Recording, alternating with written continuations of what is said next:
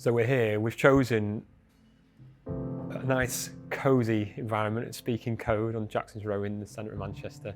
It seemed like the perfect place to come and drink these barrel project stouts and have a talk about them. This year we've got a set of 6 beers. They all showcase different barrels, we're not looking for necessarily that classic in-your-face barrel character that a lot of beers showcase when they're kind of talking barrel-aged stouts, but more integrated flavours. And this, in the glass right now, we've got the Apricot Brandy, and this I think is a perfect example of exactly what we were going for. You said to me before, it's like ridiculously fruit forward, isn't it? Yeah, it's like the first mouthful, it's just all of that fruit straight in, straight away, and then the barrel just kind of after.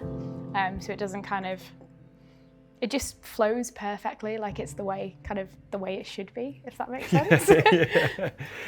It's funny, and to me it takes it from the context that you'd expect to be drinking this beer in. So Imperial Stouts always seem to be end of night drink, you know, sat with your feet up. But actually, because of how vibrant this is, you could almost this could almost be like your after dinner treat, couldn't it? Definitely, like that's the thing. Is you've got the you've had your meal and do you want something sweet? Do you not? And it's that perfect bit of, it's not something that is like pure Christmas sugar. Like it is your gentle kind of fruit sugars, and from there it balances perfectly.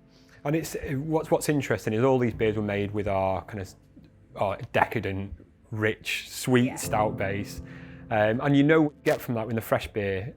With this, I think that fruitiness, I think the element of dryness that the barrel brings, that warmth you get on the finish, actually makes it a more drinkable beer than some of the fresh iterations where the adjuncts are more heavy, for example. Yeah, they're definitely the adjuncts do tend to jump forwards, and you're very aware that they're there, and it does tend to, I guess, make you feel the booze a bit more as well.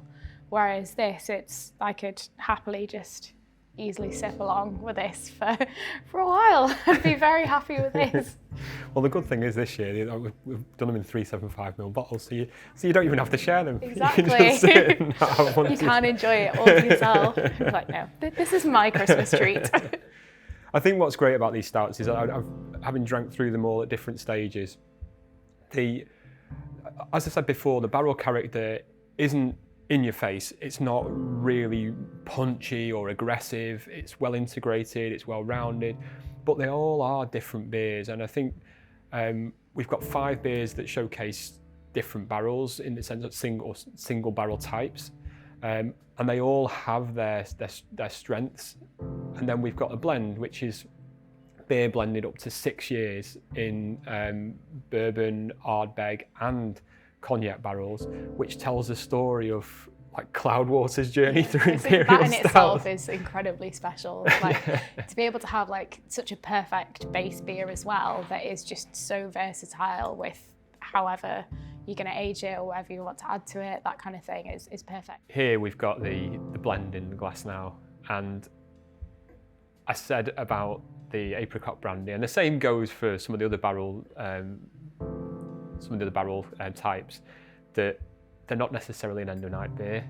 This blend, I feel, definitely is, because just from the smell. It's the nose on it, it smells of leather armchairs and it is and just cigar smoke. The winding down, and some people have gone to bed, some people are sticking around, but it is very much end of the night, it's done, and this is the perfect way to see the evening off. Yeah.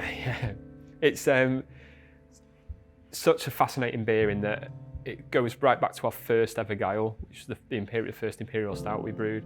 It's got some of the original Christmas cake that we brewed with Tuol back in the day as well. Yeah, you can the little... All those little bits, yeah. sort of building, and then we put the modern, decadent, my continuous improvement, persistence is utile base in there as well.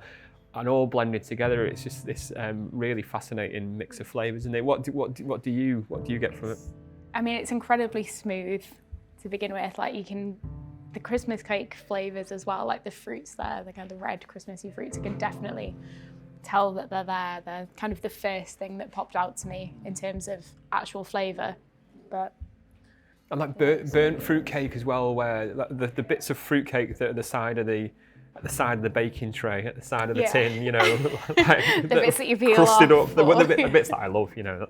I stand there with a knife cutting bits off.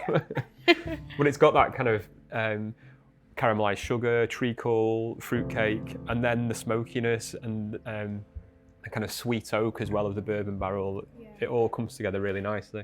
It is, it's perfect, and it's like it's just like a little bit drying as well at the end, which it's kind of, again, just complements kind of the full sweetness at the front.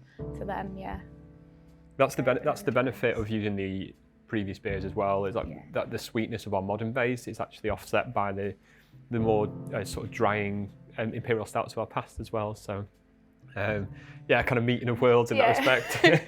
I'm definitely getting, like, even just kind of a couple of moments after a mouthful, it's like then the bourbon I'm feeling come through as well, and it's very warming. Very warming, it is. It's